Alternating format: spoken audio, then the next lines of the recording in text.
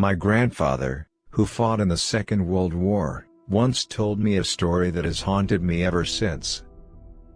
My grandfather was an exceptional man. Born in crushing poverty, he took to a life of crime in his teenage years before straightening up and joining the British Indian Army, where he served with distinction. After India's independence, he won multiple national-level gold medals in wrestling and subsequently completed his education and started a successful trucking company. He had lived such an extraordinary life. He spent his old age just reliving his memories with friends and family through his great storytelling skills. Us grandkids just loved to sit around him as he regaled us with tales from his well-lived life. He always seemed so joyful when he did it too, but there was this one story that he avoided telling any of us until he was almost on his deathbed. One story that has stayed with me, even after all these years. I remember it all like it just happened yesterday, how his eyes widened and his bony hands trembled in fear as he recounted the most frightening experience of his life. Thankfully, I had a tape recorder close at hand and I can tell you what he told me, in his exact words. "Are you sure you want to record this? Because it's not very pleasant." "Okay then. Just don't tell your mother what I tell you here. I don't want to be held responsible for any nightmares you might end up having because of this." So all this happened back in 1942, in the midst of the Arakan campaign. The Japanese had pushed all the way into Burma. Myanmar. The campaign was the first offensive push by the Allied army, to push the Japs back. And let me tell you, it was a spectacular failure. We were not prepared for the attack. Remember, this was back when Indians couldn't rise above the rank of Subedar Major and all command posts were occupied by the British. And they had no idea what the fuck they were doing. They had little to no experience fighting in the muggy jungles. Our transport infrastructure, our supply lines, were pathetically weak. Hell, Bengal, that was supposed to be the launch pad for the invasion, suffered a devastating famine just a year later. I'm sure you must have read about that in school. The Japanese, on the other hand, were well fortified and carried out ambushes on a regular basis. It wasn't surprising to have entire patrol squads get wiped out in the blink of an eye. The attackers would suddenly appear out of the shadows and disappear before help could arrive. It was terrible. We were on edge all the time. Every branch that snapped, every leaf that rustled got our fingers pushing against the trigger of our rifles. Compounding all that were the harsh conditions. We were far more likely to be killed by disease than war. The food we ate was barely enough to keep us on our feet. The threat of malaria and dysentery always loomed large. Snakes, spiders and other insects larger than anything we'd ever seen crawled on our emaciated bodies as we slept. Swarms of flies, that looked like dark little clouds, descended on the corpses of our brothers. It was hell. We were permanently covered in layers of dirt. Rains lashed the forest at an alarming frequency, turning the weather so humid it felt like our skin was starting to melt.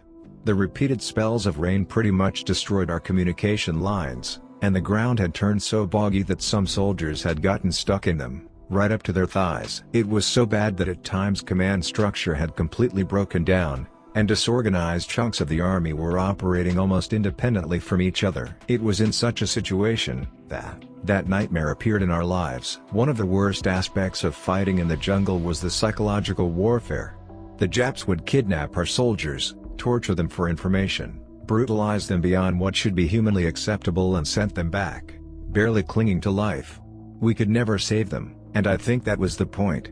To watch our comrades, our brothers in arms, waste away in front of us while our meager medical supplies could do nothing to help them. But that wasn't the worst of it.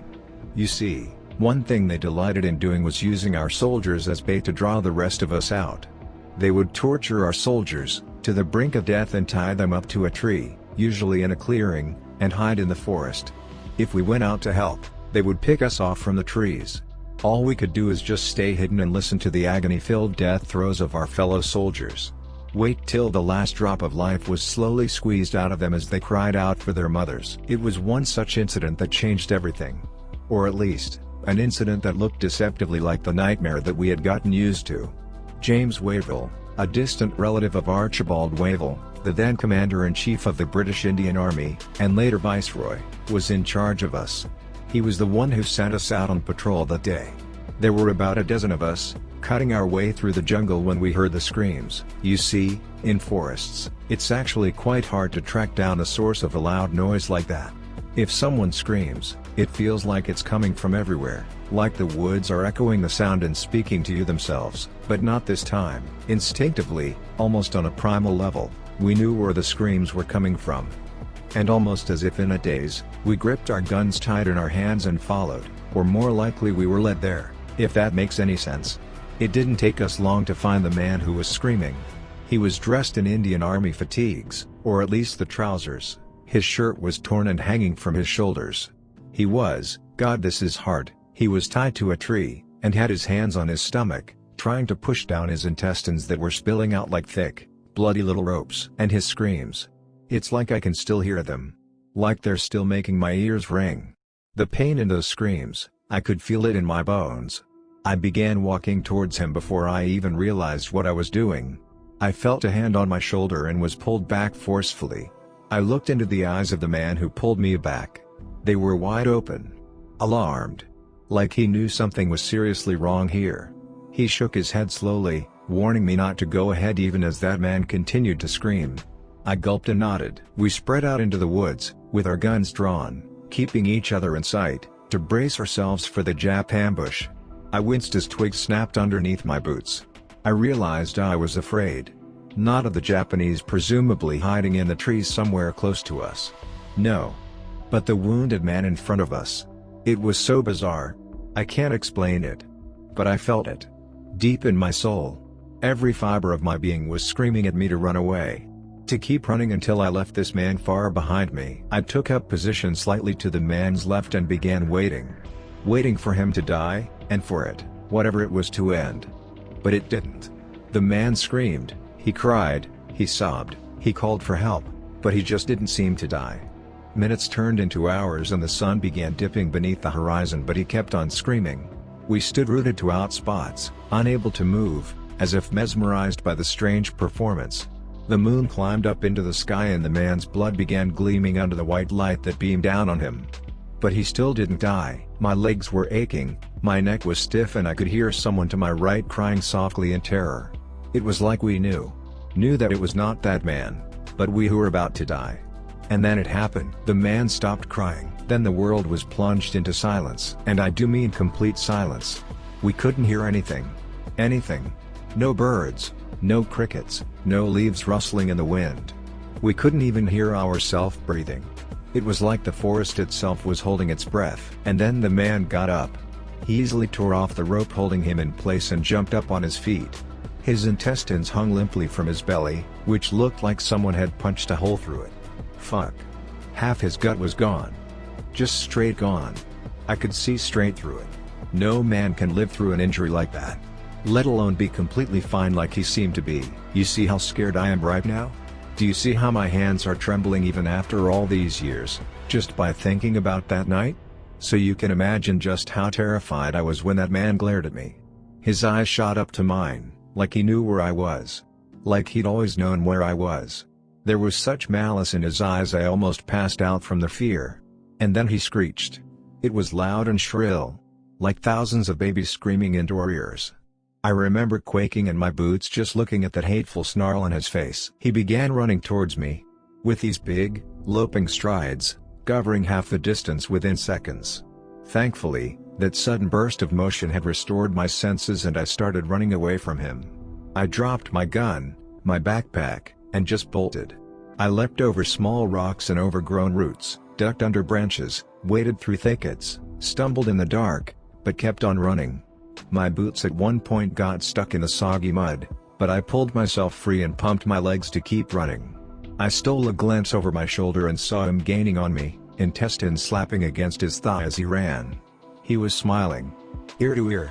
Like the chase was the best thing to have ever happened to him. Like he wanted to take his time and truly savor the hunt. Move. Move. Move. Must go faster, I thought. I heard screams behind me, accompanied by loud tearing and squelching sounds. He was ripping the patrol squad apart. One by one. And soon it was going to be my turn. My lungs were on fire, each breath a desperate act of survival. My legs were starting to wobble. I knew I would not last long. I couldn't outrun him. But I could hide. I found this small crevice, where this giant tree had been uprooted, tucked away in a dark corner of the woods. I scrambled for the tiny hole and cloaked myself in the shadows. I wasn't even thinking about snakes or some other venomous creature waiting for me in the dark. I just wanted to get the fuck away from that thing. I pulled my knees close to my chest, felt my heart hammering against my sternum and waited. Waited for the thing to find me and put an end to it all. I heard his footsteps. Slow. Deliberate. Felt the leaves shift and crunch underneath his bare feet. Then he began whistling. It was oddly melodious, like a bird singing an ode to the forest. I heard the fallen tree creak as he stepped on it and glided towards me. Dark drops of blood came crashing down on the ground inches from my feet. He called for me.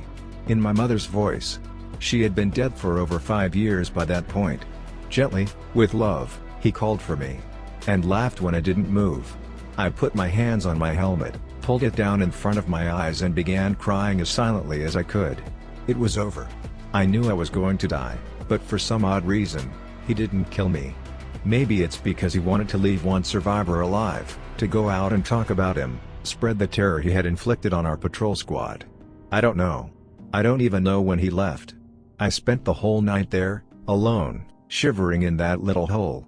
Even when the sun had come up and bathed the forest floor with light, I still refused to come out. Such was the extent of my fear. It wasn't until another patrol came across me that I felt safe enough to come out. They had to carry me back on a stretcher. I was delirious with fear, and every muscle in my body was exhausted. But I was alive. That was the closest I came to that thing. But that wasn't my only encounter with it. All throughout my stay there I heard stories about it. From my own regiment and others, hell, even the Japs had supposedly run across it. This immortal thing that imitated voices, pretended to be wounded and tore apart entire squads at a time. Or how he came to you at night, when you were sleeping, whispering utter hatred into your ears before dragging you away and slicing you to pieces. Some patrol squads discovered remains of corpses in odd places, like decapitated heads on top of trees or limbs splayed out in strange patterns near the base camp. At one point we feared we were losing more men to that thing than to the Japanese. I'm sure they felt the same. All the horrors that I witnessed in that country, the air bombings, the disease, the burnt corpses, were all nothing compared to that night. I remember how relieved I felt when we marched into Rangoon. Even with all the guns and artillery going off around me, all I could think of was that I was glad I was out of that damned forest.